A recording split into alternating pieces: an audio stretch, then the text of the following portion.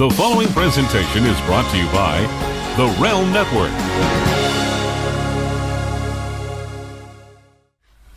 It's right about time again to swerve again, confuse the general fans again.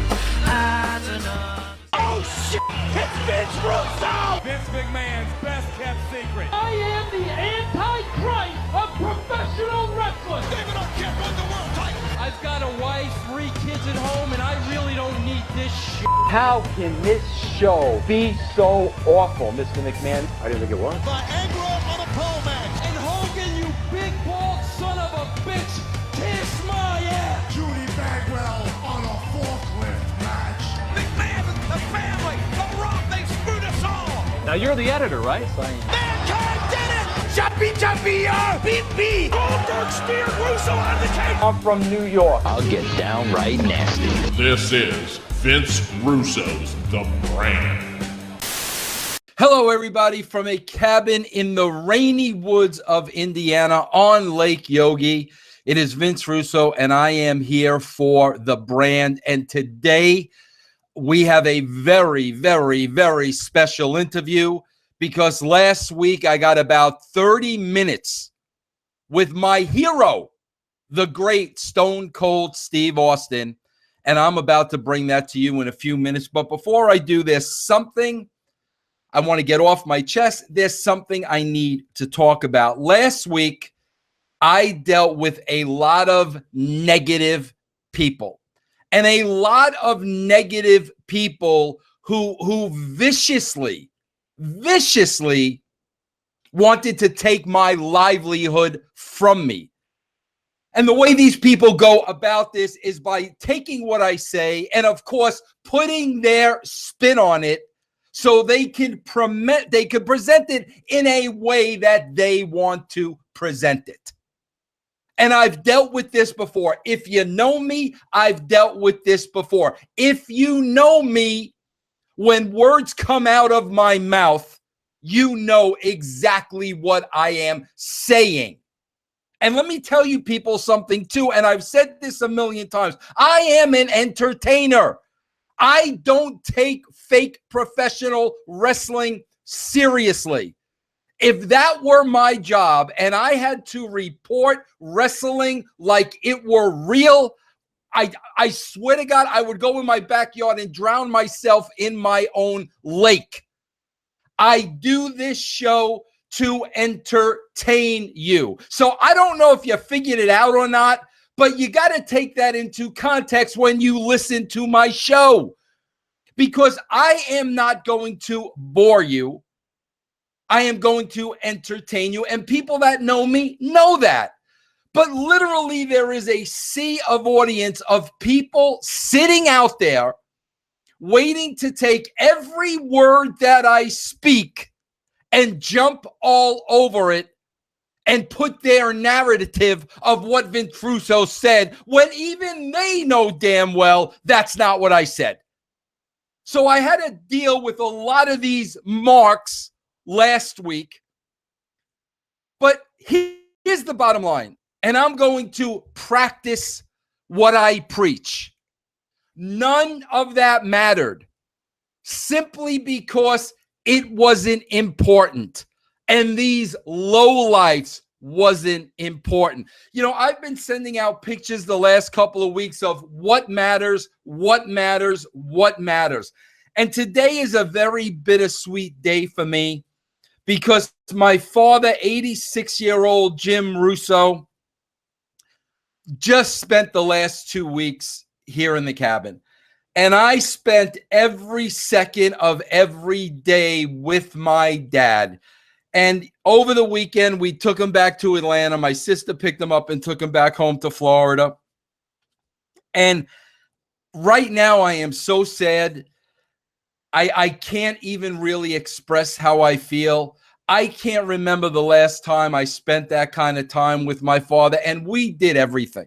We did everything. We worked on the house. We painted. We put down flooring. We did a bathroom over. We did landscaping outside. We went bowling together. We did everything together. The best of all, just sitting down, father and son, and watching the Giant games every night. And I can't tell you the last time I got to spend that kind of quality time with my dad. And you know what's bittersweet and sad to me is because at 86 years old, you just don't know how many of those days you have left to spend it with your dad. You know, my mom is no longer here. So when I look back on the last couple of weeks and what they meant to me and what I know they meant to my father, I'm so lucky and I'm so blessed that I had that opportunity. But honestly, if it were up to me, I would spend every passing second with my dad, because it's about what matters. And that's what I come on here and I tell you every single week. That's why I get on professional wrestling. It doesn't matter. And when you wrap your life around it like it is so important, that it is a one and only thing, that tells me you're missing what's really important. And that's when I get on you. If you are an obsessive mark, you are probably missing the things in your life that are important. And the things in your life that aren't going to be around forever. That's why I get on you, because it's freaking ridiculous. There was one freaking individual last week, a freaking lowlife. Okay, let me just say a lowlife who literally spent his whole entire week trying to take down another human being. And I'm talking about me. And I'm talking about trying to viciously take my livelihood from me. A livelihood, quite frankly, where I'm still putting my third child through college. A livelihood that I depend on. A livelihood that I work hard on. And a livelihood that I take a great amount of pride in. But that's what lowlifes do. When you ask the hard questions, all of a sudden it's an attack and we've got to take this person down or else I'm going to be exposed. That's the way that's how it is in wrestling, bro. That's why I told you I never got involved in the politics, because that's how it is. When you're better than somebody, when you're smarter than somebody, when you expose somebody, that's when they start playing dirty.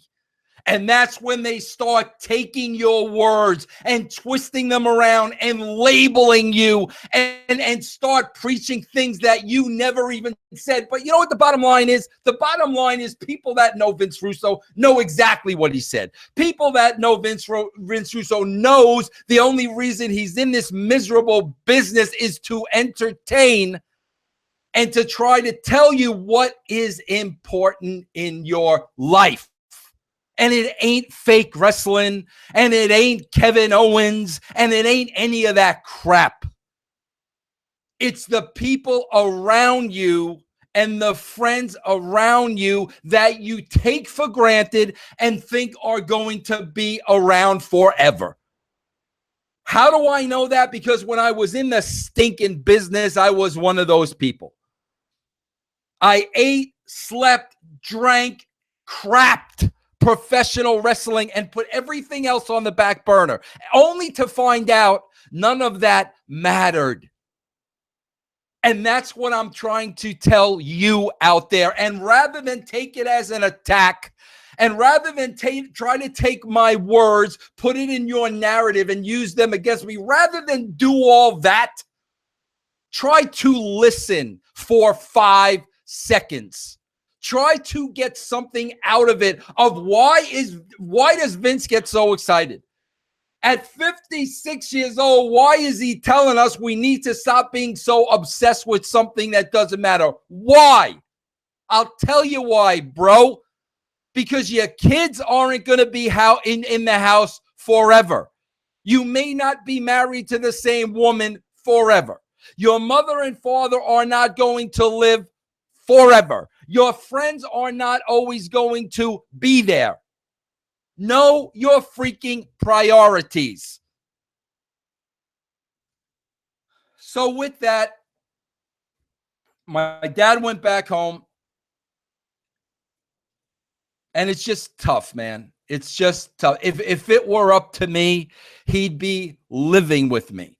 But I don't think that's what he wants. I know he has a life down there. I know he has friends down there. I know he has a routine down there. I know he has his softball down there, and I don't want to take any of that away from him. So I just have to see him when I can. But like I said, I'm grateful and very sad at the same time. And for you morons that want to attack me, that want to try to take my livelihood from me, whatever it is that you idiots want to do, one of these days you're going to understand what that lunatic Vince Russo was trying to tell me. And you know what? Unfortunately, it's going to be too freaking late. My interview with Steve Austin is brought to you by TrueCar. When you're looking to buy a car, you want to make sure that you're getting real pricing on actual inventory. That means when you're shopping for a car and you go online to certain dealers and you see cars that you like, you want to make sure that those cars are actually on the lot, because a lot of times they're not, and it happened to me firsthand.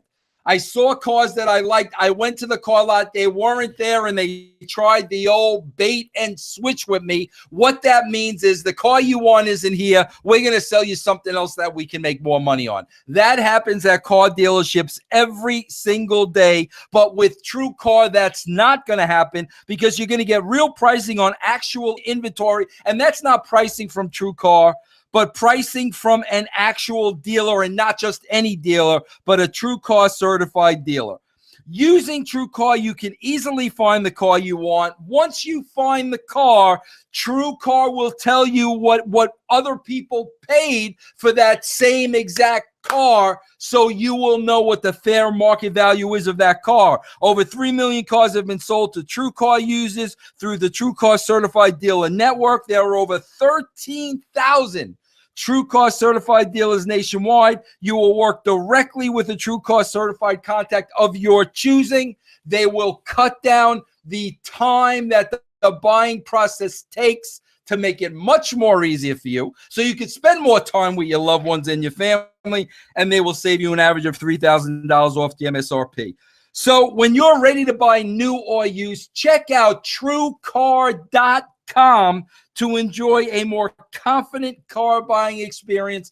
That's TrueCar.com. Some features are not available in all states. Enjoy the interview. I have a special treat for everybody. I am here with one of my favorite human beings, who quite frankly doesn't bring me on his show enough. I think I should be on the Stone Cold podcast every other week at least, because I love doing his show. I just wrapped up his show, and I begged him, Steve, you got to come on the brand. I got to ask you one question based on a conversation we had yesterday, and here he is, the one and only Stone Cold Steve Austin. How are you? All right. Now, Steve, I want to get into this a little bit. Not because, bro, I don't think anybody can lay this out better than you. And I not only want you to get into this to give a little perspective to the fans, but more importantly, I know a lot of wrestlers listening to this show. And I don't think there's going to be anybody that can give them more insight than you. Now, Steve, you must get sick of this, because every time I have you on the show, I tell the story. Vince McMahon calls me in his office. You're the ringmaster. You're never to say a word. Ted DiBiase's to do all your talking. I was a fan of Stunning Steve Austin at WCW, and I was kind of like, I had a feeling Vince did not know Steve Austin. And I was like, Vince, this guy can talk. Are you sure that? Yes, yes, yes. That's what I want. I had to break the news to you, and bro, you were like, Vince, just open that door a crack. Open the door a crack. And bro, I'll never forget it. And I tell people this story all the time. There was a spot to put you on headsets within freaking a 2-minute period. Steve Austin made millions and millions and millions and millions and millions of dollars. Within that 2 minutes, Steve Austin got himself over. The rest was, it's nothing I did. It's nothing I wrote. It was, here's 2 minutes, Steve. Now, you and I were having a conversation yesterday, and we were talking about a talent that I'm not going to mention because that's not important. But you said to me, Vince, if The Office is not going to get you over, if creative is not going to get you over, then you have to go out there and get yourself over. Now, Steve, I want to ask you this question. If you're one of the guys in the WWE environment today where micromanaging, here's the script, we want you to go out and deliver this, and they're giving you the same 2 minutes, okay? What kind of advice would you give that performer today where, listen, man, you got 2 minutes. You have to go. Because, Steve, I'm convinced, I don't think guys today know how to get themselves over. I'm not even sure they know what that means. But you were the guy, bro. Every segment, a minute, 5 minutes, 10 minutes, the objective was to get the Stone Cold brand over. So how does somebody do that? What is the art of getting yourself over? Man, I don't really know what the art is. I just remember the time you're talking about, it was just me getting the chance to go out there and do that color commentary, and a lot of it was when Aldo Montoya was in the ring, and he had that thing on the mask on his face, looked like a jock strap, and I referred to it as that, and well, that popped people. So I was just talking trash and being entertaining. And for me, I mean, that was about halfway, about a shoot, right? I wasn't knocking anybody, but I was just talking that trash. And so it was what I was saying, but it was also how I was saying it. And I just believed, and it was just a one-off. And it was during those commentary sessions, because I believe that's when we were going live, 1 week, and then we'd go pre-tape the next week. And then I noticed that during some of those times I was getting color commentary opportunities that they started editing what I was saying out of the show. I'd go back and watch that show, and I said, hey, man, that's not what I said. I said more than that, because what they left in was boring. And that's when, we was up there, and it was at Worcester or Lowell, Mass, on a TV tape, and Vince was walking to the building. I was right behind him about 50 yards. I caught up to him. I said, hey, Vince, you got a second? Stop me, because I know I've told you the story before, but I'll tell it to you again, because this is how it happened. And I said, hey, Vince, I said, I got a question for you. He goes, yeah. I said, I noticed that when I'm watching Monday Night Raw back, that you guys have edited out a lot of the stuff that I'm saying. And he goes, well, quite frankly, Steve, you're popping the guys in the truck. Meaning, he wanted me to be a heel. And I'm popping the guys in the truck, meaning I'm getting a reaction out of these guys. If you can pop the guys in the truck who have seen and heard everything, you can pop the world, because that's a real cynical crowd in there because of what their experience. And that's when I had that straight-up conversation 2 feet from the man. And I said, Vince, I said, you got guys here 6'10", 7 feet, 300, 330 pounds. I said, I'm 6'2", 250, black trunks, black boots, bald head and a goatee. I said, if you take my personality from me, I cannot compete. If you give me my personality, I said, I can compete with anything you got.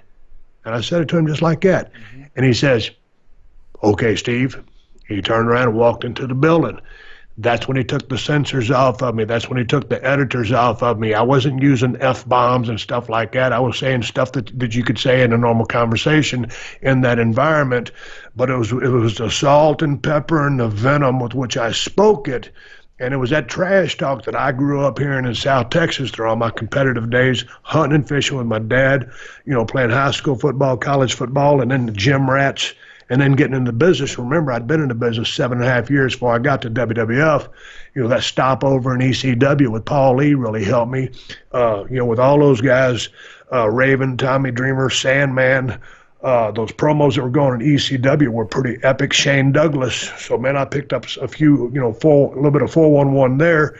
Work with Brian Pillman, helped me out a little bit, and boom, all of a sudden you get a chance. I didn't give a damn, Vince. I was going to go out there and be who and what I was, and that's how I end up getting over. And I think it's authenticity. I think it's conviction. I think it's not being afraid. And, I wasn't going to go out there and say, hey, man, if I get fired, I can just go back to WCW by, pushing the envelope too hard. I wasn't afraid to push the envelope. I wasn't afraid to go out on a limb, and I did. I'll never forget, a couple years back, I go out. I can't remember if it was before a podcast or whatever it was, but they wanted me to open the show. They gave me 4 lines to read off a piece of paper. And then I said, is it okay because of the PC Waters? I said, it's okay to say ass, right? And Mark Carrano goes, hang on, I'll go check. Stone Cold Steve Austin is waiting the green light from somebody up above, Vince, to check and see if I could say the word ass. He comes back to me 10 minutes later, right before I go out. Steve, you've been cleared to say ass. Hallelujah. Thank God. Are you friggin' kidding me? Stone Cold Steve. Hey, Vince, you know me. Pretty humble guy. Don't blow smoke up my own ass.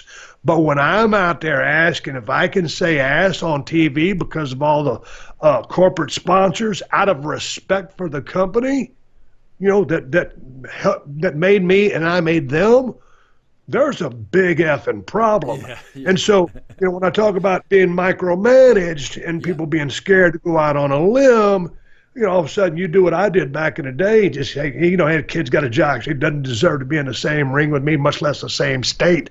You can see the expression on my face. I'm going right back into salt and pepper's venom mode because that's who Stone Cold Steve Austin was. Well, Steve, that's what I want to ask you, because you had a very good point before. And I got to be realistic. And again, bro, you're coming from a wrestler's point of view. I'm coming from a writer's point of view. And, you said a very good point before, Vince, there's nowhere else to go. You can go to TNA if you have to. There's nowhere else for the boys to go. But I know, Steve, I work with the greatest talent, in the history of the business. And here's one thing that I knew. I knew if I tried to keep you guys in a creative box you in, put the handcuffs on, you were going to be absolutely miserable, and you'd wind up hating what you're doing. As a creative guy, I would never do that to another creative guy, because I get it, man, and you'd be, if you're creative, you can't be handcuffed. You're going to be miserable. So, again, today, 2017, there's nowhere else to go. Somebody's given a promo, let's say it's mediocre. It's mediocre. Now, Steve, what you're saying is, bro, through infliction, through the way you say certain words, through facial, you're going to get that promo over. But a lot of that we're not seeing today. Is that the factor, Steve? Because you weren't taught that. You had that. Nobody taught you that intensity. No one told me. I had in-ring intensity as soon as I started when I was green as grass. And then the promo intensity started coming. And then all of a sudden, 7.5 years of, bureaucratic BS and politics, you don't really care anymore. And you got to survive. I mean, there's such a survival mechanism from back in those days that they still exist today, but I'm not around. So I can just speak to when I was around. But man, brother, if you wanted to get up that card, you better work your ass off. You better be very smart. You better learn how to work in the ring. You better learn how to talk. You're forced to. But just like you just said, man, you didn't try to put anybody in a box. A lot of people these days right now are in boxes. Here's who you are. Stay within. And I'm making a box frame to events because we're looking at each other on video. And, yeah, I think a lot of people are trapped in a box. And they're just not free to just expand and be bigger, smaller, meaner, nicer. They're just they're being careful. You can't be careful. You know what? Let it all hang out. Steve, the master himself, I'll never forget this. He taught me this from day one. You can't be half pregnant. That came from Vince himself. He always said that to me. You can't be half pregnant. You got to go all the way with it. Right. Yeah, and man, in the business of pro wrestling, you want to call it sports entertainment, call it sports entertainment. But I mean, if no one is really captivated by, I've been watching the last few nights, I've been watching a lot of the old Dean Martin celebrity roasts. Holy smokes, you talk about good TV. Forget about it. I mean, those guys were larger than life, the star power, and they were letting it all hang out. That's entertainment. Okay, so in pro wrestling, you've got to entertain. You're going to have those guys that are those humble white meat baby faces. That's cool, and they draw you some money. Ricky Steamboat, classic example. But all of a sudden, you get that evil Jake the Snake Roberts, or you get that bombastic, like a superstar Billy Graham. You get the intensity of Macho Man Randy Savage. These colorful people. It's entertainment, man. You got to, and some people, the it factor, the charisma factor. You got to be larger than life. I mean, either that or every man who's someone. You got to be someone that someone can relate to or be in awe of. Or respected or feared. Yeah, let me ask you this, because like I used to say this all the time. I used to say to guys, because bro, I used to hear guys say all the time, if we don't like a promo, we're not going to go to management because they're going to punish us and this and that, blah blah blah. And I used to say, guys, don't give me that bullshit. It's all about the delivery, and it's, in other words, work me. Let me give you a story and say to me, Vince, that's a great idea, but what if we did this? Bro, that's what The Rock used to do all the time. He was a man. Yeah, Vince, your story's great, but what if we did this? He worked my pants off, bro, and I knew he was working me. So that's what I tried to tell the young guys. It's all the way it's presentation, bro. It's the way you present it. But, bro, I got to be honest with you. There was no working with Stone Cold Steve Austin, bro. If Stone Cold Steve Austin didn't like something, like, you knew it immediately. He told you to your face, bro. I mean, example, working with Jeff Jarrett. No, gloves off. Bro, what would you recommend to that guy that gets that promo and is really, really struggling with it and wants to say something? What would you recommend to that performer? Man, you got to go the old man. You got to establish that relationship, whether it's him or if Triple H is the head of talent, and you got to establish a relationship with Triple H. You got to have a relationship with somebody that's got some power, because if you're just dealing with, we got to go back. When you were around, Vince, it was you, but then Ed Ferrar came in at what time? With you or shortly thereafter? Shortly thereafter, he did. Yeah. Because you and me worked on a one-on-one basis for a pretty good while. So, when it's pretty easy for you and me to communicate. And, I've heard some people talk about, back in the day, I was really his guy to do business with, but if I didn't like something, you damn right I would let you know. Yeah. But I had a one-on-one relationship with you. With 20 writers, people writing different segments. I don't know, how cohesive everything works, what the pecking order is or who you should talk to. But, hell, I'll never forget when I first came into the company, Kurt Hennig, Mr. Perfect, was instrumental in me developing a relationship with Kevin Dunn. He goes, this guy can help you out a whole lot. And, of course, on a production side, you damn right he can. And we became very close friends. And all the people, I'm friends with all the guys and gals in production. And so, I had a go-to there. As far as Vince, I developed that one-on-one relationship with Vince. When I first came in the company as a ringmaster, I didn't have no relationship with Vince. I didn't know the man. DiBiase was my manager. He was my mouthpiece. Then I lost him, turned into Stone Cold Steve Austin. But it was that relationship with Vince that I developed. And then, when you're just a wheel in the system, you don't get a chance to know the guy. But when you get a chance to know him and you can start having that communication with him, that's when he starts understanding who and what you are. And obviously, the more over you are, the closer you're going to get to him.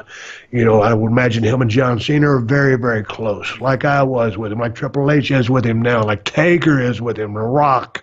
Yeah. The bigger you are, the closer you're going to be with the old man. That's just the way it is, not just in show business, but anywhere. There you have it, everybody. Part one of my interview with Steve Austin. We're going to bring in the second part in a few minutes. This is why I love Steve Austin. And I've got to say this. Listen, this is a shoot now. I've never met a more stand-up, honest guy in my life than Stone Cold Steve Austin. I don't think Stone Cold Steve Austin has one political bone in his body. I don't think he's capable of being political, of being politically correct, of playing the game. You know what Steve Austin does? He's freaking honest. And you're always going to know what's on Steve's mind. That's what I love about him today. That's what I loved about him back then when I worked with him. If he had a problem with me, if he had a problem with storyline, if he had a problem with something I said, Steve would have come up to me and approached me, and we talk about it man to man. And here's why I got an issue with these guys today that don't speak up when they don't like something. Steve always spoke up. Steve, he was never afraid to speak to me or to speak to Ed. And look, he didn't make out so bad, did he? So I don't want to hear they're giving a script. They got to read a script. Ba, ba, ba, ba, ba, ba, ba, ba, ba, ba, ba. When Steve Austin didn't like something, like a man, he looked you in the eye and he said he didn't like it and he told you why he didn't like it, and you came up with something better. And that's why I will always, always, always, always respect this man. Now, let me tell you about the part two of this interview. We're going to get into other great conversations where Austin is totally going to shoot from the hip. Nothing is sugarcoated. This man is not capable of sugarcoating anything. But the part two of this interview is going to be brought to you by Audible.com. Let me tell you a little bit about them. For the listeners of this podcast, Vince Russo's The Brand, yes, this one, Audible is offering you a free audiobook download with a free 30-day trial for your opportunity to check out the service. In other words, this isn't Audible talking a good game. This is Audible saying, try us, we'll like us. Let me tell you what Audible is. Audible is an audiobook download service with over 180 titles to choose from. You can download them to your iPhone, to your Android, to your Kindle. And listen, I'm a guy who doesn't like to read. I lost a friendship because a friend of mine wrote his book, and I didn't read his book because I hate to read. That shows you how much I hate to read. But with Audible, it's a beautiful thing because I drive a lot. I get in my car. I could go to audible.com. I could download the 180,000 books to choose from, and they can read to me. And there's a lot of people out there that don't like reading. As a matter of fact, I just listened to Crush It. Why now is the time to cash in on your passion? Great audiobook. I just listened to that. But they got other great books. They got The Girl on the Train. They got The Hobbit. I can go on and on. There's 180,000 titles. Now, personally, all you need to do in order to download your free audiobook today is go to audibletrial.com/Vince. Again, this is a free 30-day trial. Go to audibletrial.com/Vince. Let me spell that out for you. AUDIBLE trial, TRIAL.com/Vince.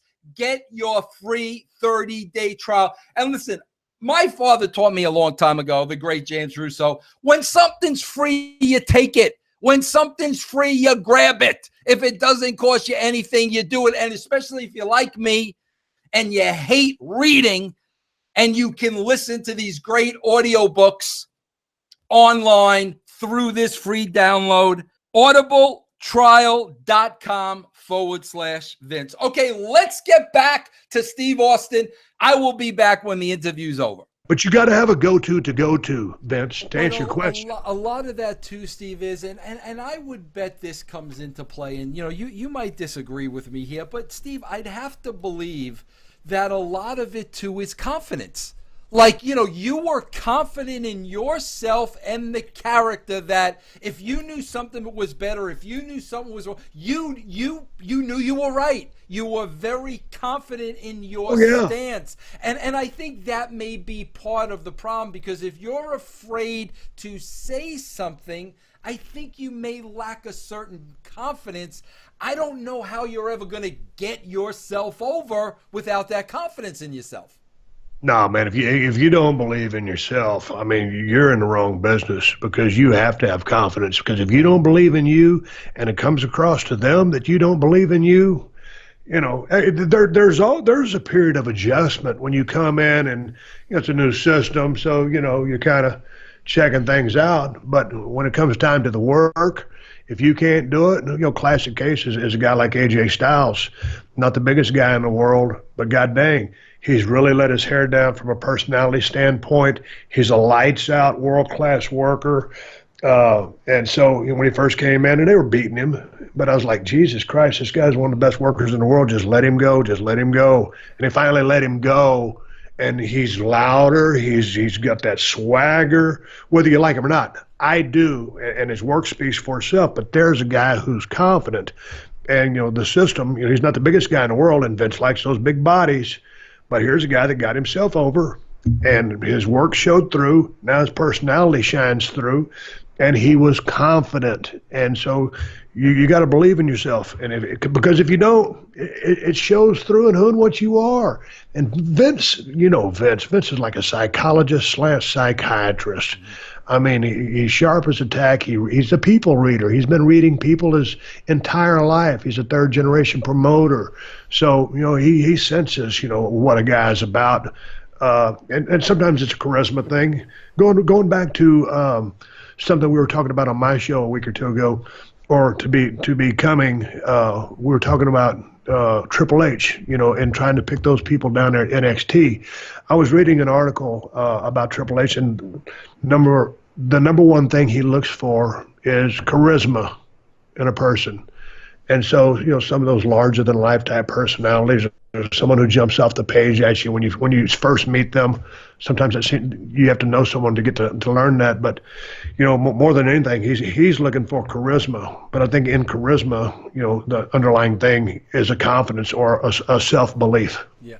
Hey, Steve, if there was one guy on that entire roster, if Vince McMahon came to you and said, Steve, I want you to take one guy and mentor him, and it would be the guy of your choice that would probably have some untapped potential and probably hasn't reached his apex.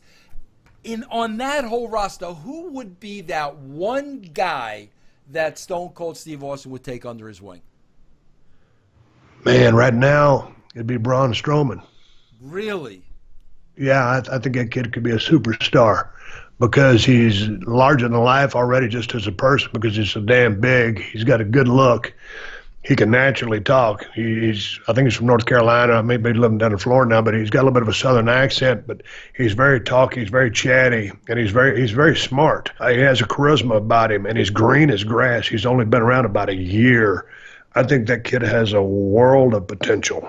Man, Steve, I got to tell you, I swear to you, not even knowing we were going to talk this week or anything, I was thinking of you last week, because, bro, I see what they're doing with Strowman, and they're trying to build him, and they're trying, not the way I would build him, but they're trying to build him. And then, I got you. Brock goes out there. Why am I thinking Dolph Lundgren? Brock Lesnar goes out there, bro. And, anybody in the locker room, here comes Strowman. And, bro, Strowman dwarfed him. He dwarfed him, bro. Brock was looking up at Strowman. He challenges Brock and then walks away. And all I could think of was Stone Cold Steve. Like, can you imagine Stone Cold going out, getting in Brock's face, and walking away. And Steve, they pull the old wrestling on my time. Steve, have you ever seen an instance outside of wrestling where one guy has gotten in the face of another guy and then walked away and said, "No, we're going to do it"? Have you ever seen that in your life? But when I saw that, bro, I'm like, you just set this guy back. Why? Who? If this were a shoot, who would he back off from? I'm sitting here and I'm shaking my head in agreement because I saw that, and of course, Brock Lesnar is an absolute beast and is a close friend of mine. And although he was looking up at Braun could see what a mountain of a man and the intimidation factor of Brock Lesnar. But to your point, there's just not a whole lot of people that are bigger than Brock Lesnar, or as quick or as athletic. But here was a guy who was bigger than Brock, and he's looking down at him, laid down the gauntlet in the form of a championship belt. And like you said, face to face, nose to nose. You can't just arbitrarily make it a championship match and start fighting for it because you're trying to draw money down the road as a pay-per-view. You're still trying to get Braun Strowman over. He's still green. He has boatloads of potential, but when you have two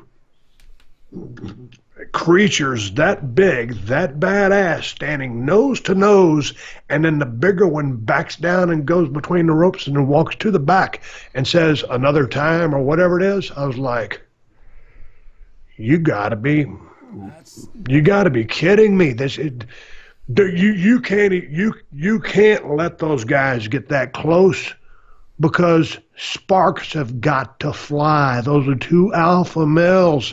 You get the bigger one to back down from the other badass big one, and you've already castrated him, so to speak. Well, that's what I mean, Steve. That's why, like, I'm looking at this and I'm just saying, bro, why not go, ignite, explode, even if you've got to unload that entire locker room to pull these two guys apart and have them keep getting at each other, but to just walk away. And that's why I'm sitting there and I'm like, okay, I know they want to get the guy over.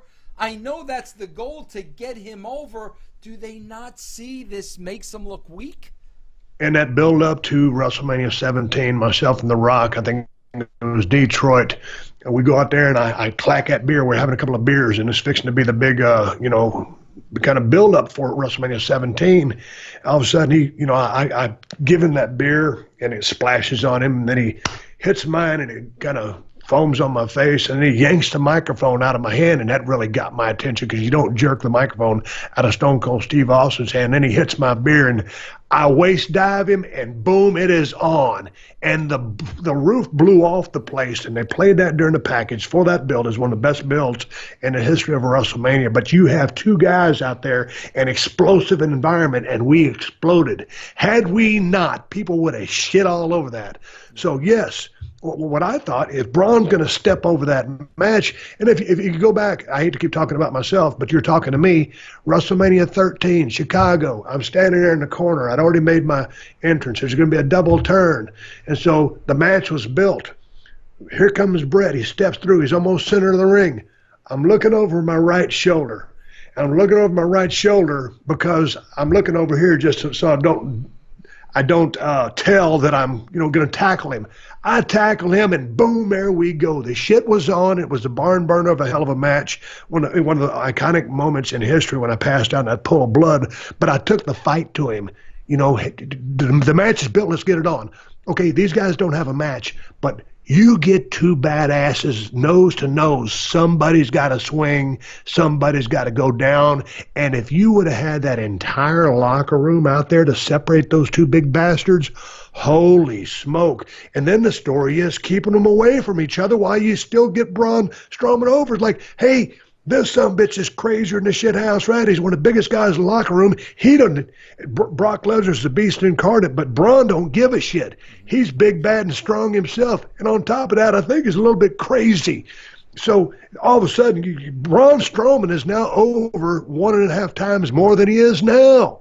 Yeah. But you gotta explode. I mean, for him to walk down, for him to turn around and walk back, and Brock was too smart, and it wasn't in the plan for him to turn around and walk back or to backpedal from Braun, because if they just said, okay, Brock, check this out. What if they had been in the finish room and said, okay, so Brock, you're going to be out there with Paul, and then here comes Braun Strowman, and you're going to lay the belt down, and when Braun's standing there, you're going to reach down and pick up your belt and walk out of the other side of the ring.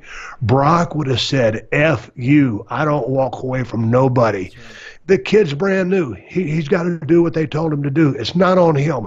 But that was a bad way to end that segment. So you got to come to blows on that. Yeah. Or you've got to get some bodies in there.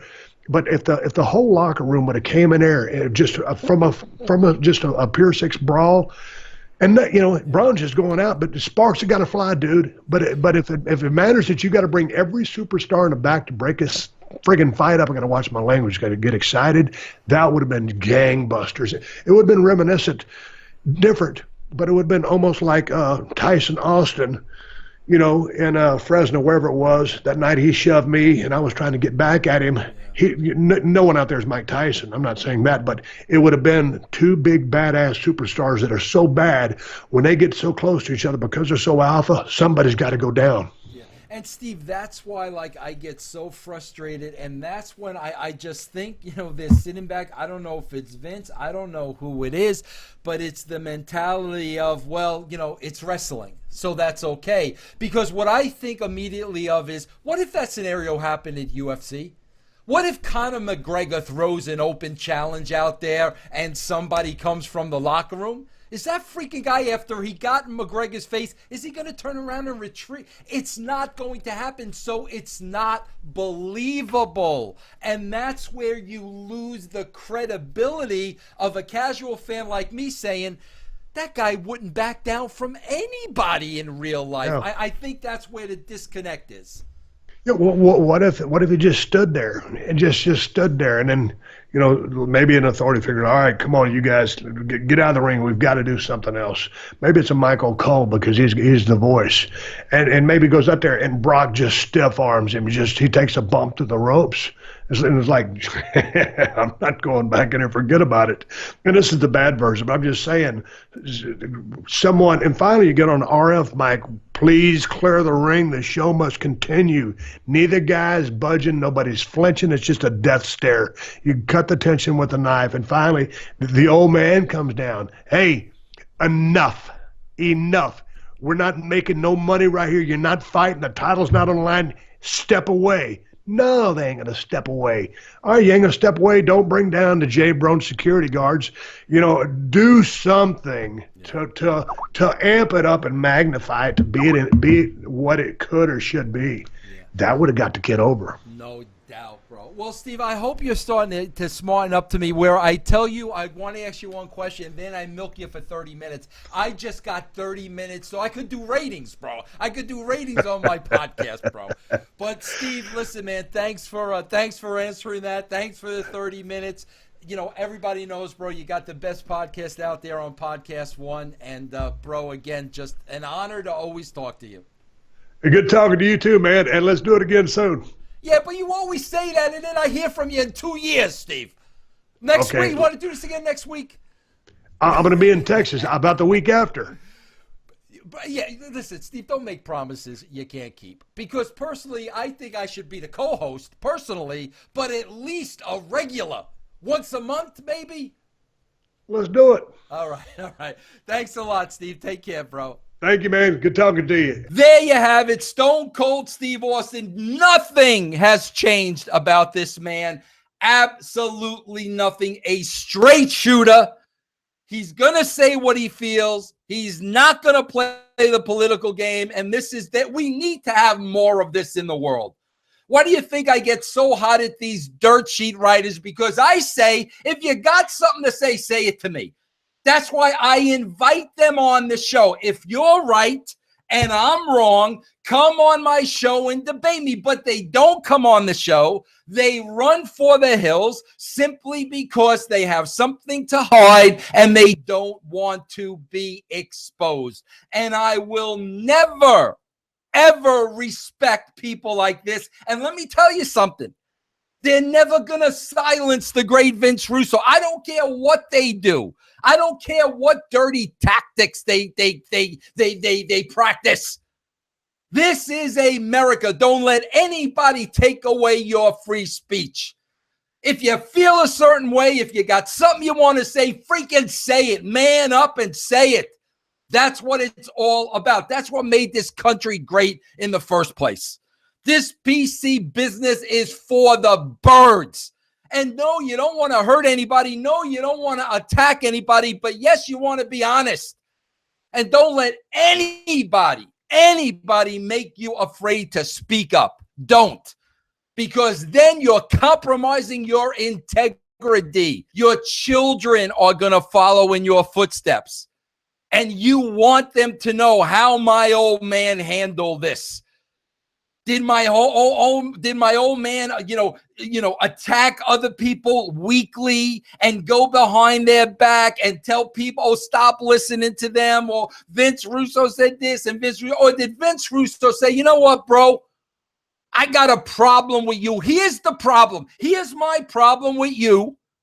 Now you got an open forum to come on my show and talk to me about the problem I have with you. And people have done it, bro.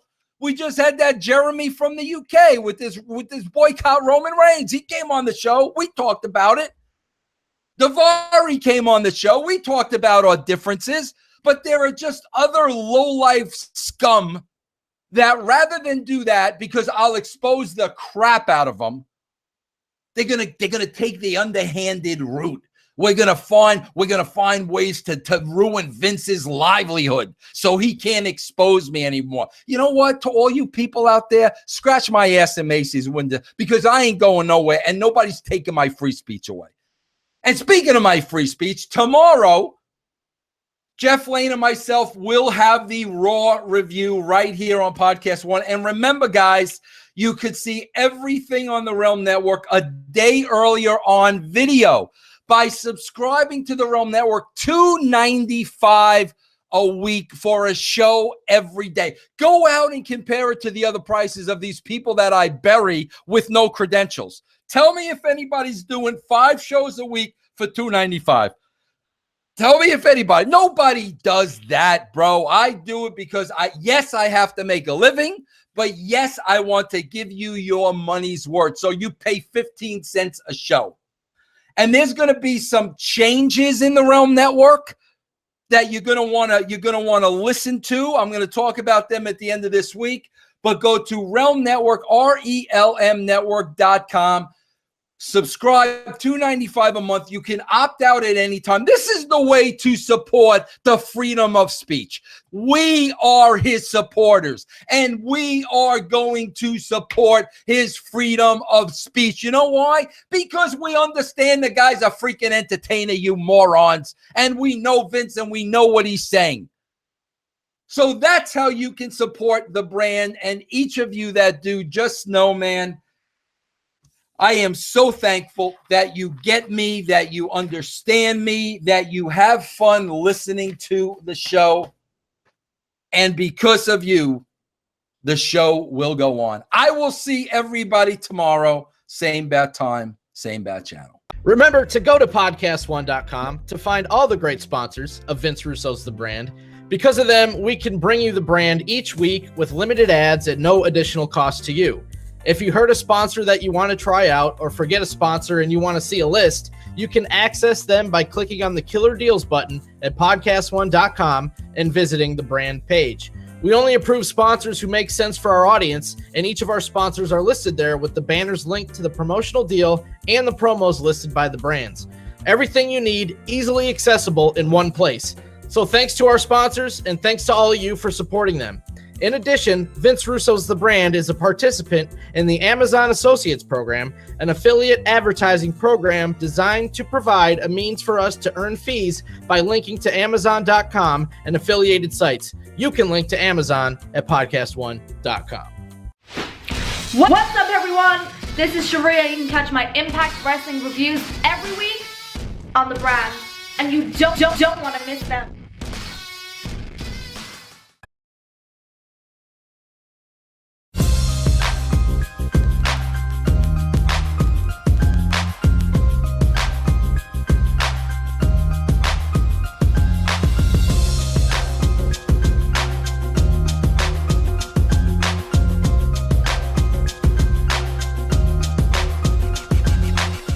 Hello WWE fans, brand members, and airheads. I am Chantal Air, and you can watch me every weekend only on russosbrand.com, because there isn't anybody out there quite like Miss Chantal Air, is there? It's right about time again to swerve again, confuse the general fans again. Add another swerve and then put it on a poll again. Put it on a poll again. Put it on the poll again. And our square to quad is gonna get emotional as I wait to overbook the damn cards.